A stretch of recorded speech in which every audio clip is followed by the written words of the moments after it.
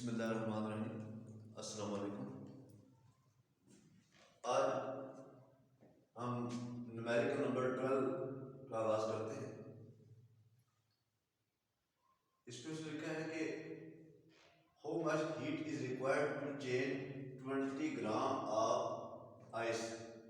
यानी हमारे पास 20 gram ice है। हमने इस आइस को यहाँ पर इस कंटेनर के अंदर डाल दिए और हम इसको हीट अप कर रहे हैं।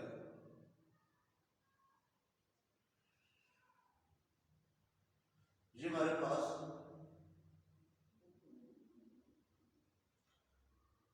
एक बीकर है, इसके अंदर यहाँ पर आइस के ट्यूब पड़े हुए हैं।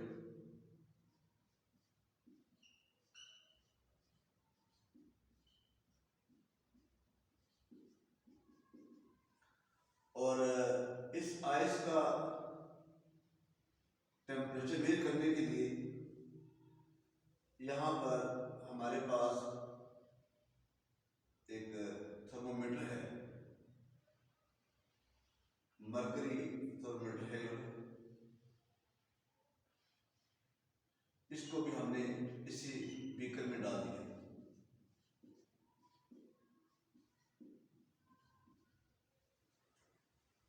और इसने यहां पर बताया हुआ है कि इस आइस का टेम्परेचर है -10 डिग्री सेंटीग्रेड। यानी how much heat is required to change 20 gram of ice. ये 20 ग्राम है आइस और उसका टेम्परेचर है -10 डिग्री सेंटीग्रेड टू स्टीम। और स्टीम का टेम्परेचर कितना है 100। यानी इसका टेम्परेचर है -10 और हमने इसको हीट अप किया है और हीट अप करने की वजह से इसका टेम्परेचर हो जाता है 100। हम यहां पर इसको हीट अप कर रहे हैं। हमने इसको हीट अप करना है यहां से।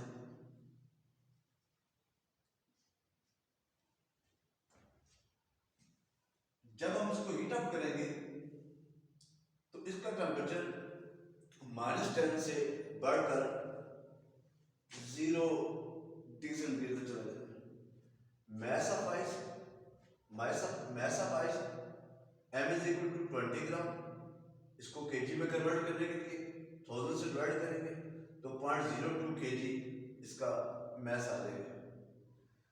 केजी में क्यों कन्वर्ट किया है, मैंने आपको पहले बताया था कि जब भी आपने न्यूमेरिकल करने हैं आपके पास जो सिस्टम है वो SI होना चाहिए, सिस्टम इंटरनेशनल होना चाहिए यूनिट के वजह से। तो हम पहले बात करते हैं जब आइस को वाटर में कन्वर्ट करें। अब आइस का टेम्परेचर है -10 और हमने इसको वाटर में कन्वर्ट करना चाहते हैं। तो heat required to melt ice -10 degree centigrade to 0। तो इनिशियल टेम्परेचर -10, तो डिग्री जो है सेंटीग्रेड जो है ये SI यूनिट में नहीं आता, जबकि जो केल्विन है वो SI यूनिट में आता है। इसलिए हमने इसको केल्विन में कन्वर्ट करना है। और आपको पता है इसका फार्मूला क्या होता है कि 273 ऐड करना पड़ता है। तो ये हमारे पास कितना आ जाएगा 263 आ जाएगा। फिर फाइनल टेम्परेचर 0 है, यानी ये आइस मेल्ट होकर वाटर बन जाती है और इसका टेम्परेचर अब 0 हो गया। यूं 273 केल्विन में आ जाता है। तो चेंज ऑफ टेम्परेचर क्या होगा 273 - 263 is equal to 10 kelvin. Specific heat of ice की स्पेसिफिक हीट क्या है 2.1 joule kilogram inverse kelvin inverse. तो we know that delta Q1 कौन सा है, ये जो हम हीट यहां पर सप्लाई कर रहे हैं this is called delta Q1। यहाँ पर हमने जो हीट सप्लाई की है वो है डेल्टा Q1, और इस हीट के सप्लाई करने से ये आइस मेल्ट होकर ये वाटर बन जाती है, और जब वाटर बनती है अब उसका टेम्परेचर 0 डिग्री सेंटीग्रेड होता है। अब M C delta T, M 0.02, C ice की स्पेसिफिक हीट है, डेल्टा टी ये अगले पॉइंट की है चेंज, तो ये 0.42 जूल हमने हीट ऐड की है और ये आइस वाटर में कन्वर्ट हो गई। फिर heat required to convert 0 degree centigrade to 0 degree centigrade, मतलब कि अब यहाँ पर हमारे पास क्या है, हम हीट ऐड कर रहे हैं, और हीट कौन सी है, Q2 हीट ऐड कर रहे हैं।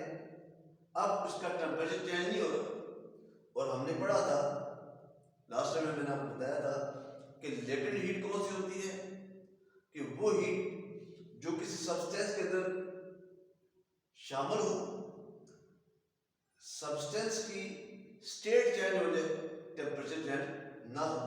तो यहाँ पर हमने देखा कि वाटर का टेम्परेचर भी 0 है, और फिर भी वाटर हमारे पास यहाँ पर फिर 0 लिखा, यानी कन्वर्ट 0 डिग्री सेंटीग्रेड वाटर है और ये भी वाटर है, मतलब इसमें हम हीट ऐड कर रहे हैं, लेकिन टेम्परेचर चेंज नहीं हो रहा है। तो चेंज क्या हो रहा है, उसके स्टेट चेंज हो रही है। तो यूं मैस ऑफ वाटर, वही जो आइस मेल्ट होकर वाटर बना था, latent heat 336 joule per kilogram. तो ये फार्मूला है हमारे पास latent heat of fusion, F से फ्यूजन। तो यूं delta Q2 is equal to m LF आ जाएगा, m 0.02 LF 336, तो ये क्या आएगा 6.72 जूल, इसका रिजल्ट आएगा। फिर हमने इसको हीट अप किया है, अब क्या है, अब ये 100 तक जा रहा है, ठीक है। अब ये वाटर है, लिखा हुआ है कि heat required to convert 0 degree centigrade water है, और टू कन्वर्ट टू 100 फिर भी वाटर है, यानी अब पानी का टेम्परेचर क्या है 100 हो गया। इनिशियल टेम्परेचर 0 था, इसको भी केल्विन में कन्वर्ट किया, फाइनल टेम्परेचर 100 है, इसको भी केल्विन में कन्वर्ट किया। तो चेंज ऑफ टेम्परेचर 100 हमारे पास आ जाता है, और ये जो है अब ये केल्विन में होगा, ठीक है, ये 100 केल्विन में होगा। तो सिंस डेल्टा Q3, यानी अब हीट हम यहाँ पर इसमें जो ऐड कर रहे हैं अब वो है डेल्टा Q3, हीट हम ऐड कर रहे हैं। यूं हमारे पास MC डेल्टा T मैस पानी का जो आइस दिया हुआ था 0.02, latent heat of specific heat of water, यानी अब यहां पर स्पेसिफिक हीट है, लेटेंट हीट क्यों इस्तेमाल कर सकते हैं, अब इसका टेम्परेचर चेंज हो गया। लेटेंट हीट कहां इस्तेमाल करते हैं, जहां पर टेम्परेचर सेम रहता है। अब यहां पर टेम्परेचर चेंज हो गया है, इसलिए यहां पर ये सी जो होगा this is called specific heat, और स्पेसिफिक हीट की वैल्यू है 4180, डेल्टा टी अभी फाइंड किया है 100, तो इसको सॉल्व किया जाए 8360 इसका रिजल्ट आ रहा है। फिर हमने बात करते हैं यहां पर कि heat required water 100 degree centigrade to steam at 100, मतलब अब पानी का टेम्परेचर भी 100 था और स्टीम का भी 100, मतलब अब क्या है, अब यहां पर हम लेटेंट हीट का इस्तेमाल करेंगे। तो मैस ऑफ वाटर, वही जो आइस मेल्ट हुई थी, लेटेंट हीट जिसको LV इज इक्वल टू, यहाँ पर वैल्यू फिक्स है, ये वैल्यू पुट की जाए तो ये हमारे पास है 0.36 जूल ये हीट ऐड हुई। अब हमने टोटल हीट कितनी ऐड की? पहले आइस को वाटर में कन्वर्ट किया, फिर वाटर का टेम्परेचर सेम रहा, स्टेट चेंज हुई, फिर वाटर से वो वाटर का टेम्परेचर 100 तक चला गया, फिर वो वाटर जो है स्टीम बन गया। तो हमने यहाँ पर 4 बार हीट ऐड की, delta Q1, delta Q2, delta Q3 plus delta Q4। इसकी वैल्यू, ये वैल्यू पुट करने के बाद टोटल हीट इस आइस को जिसका टेम्परेचर -10 था, इसको स्टीम में कन्वर्ट किया और स्टीम का टेम्परेचर कितना था? 100। यानी -10 से 100 तक ले जाने के लिए हमने टोटल हीट जो ऐड की है वो हमारे पास हो रही है। ठीक है, आपने इस न्यूमेरिकल को नोट कर लेना है, जो पहले नोट किए वो भी और ये भी नोट करें।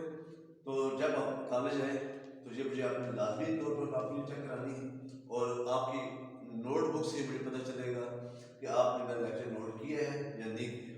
ठीक है, तो जो जो आप पढ़ते जाते हैं इनको आप तैयार करते जाएं। और मैंने आपको लास्ट टाइम बताया था कि जितने इम्पॉर्टेंट न्यूमेरिकल होते हैं उतने इम्पॉर्टेंट इसके एग्जाम्पल्स मिलते हैं। तो आपने एग्जाम्पल आपकी बुक में सॉल्व हुई है, अगर फिर भी प्रॉब्लम होता है उस न्यूमेरिकल में, एग्जाम्पल में, आप उससे रब्ता कर लें। इंशाल्लाह मज़ीद आपको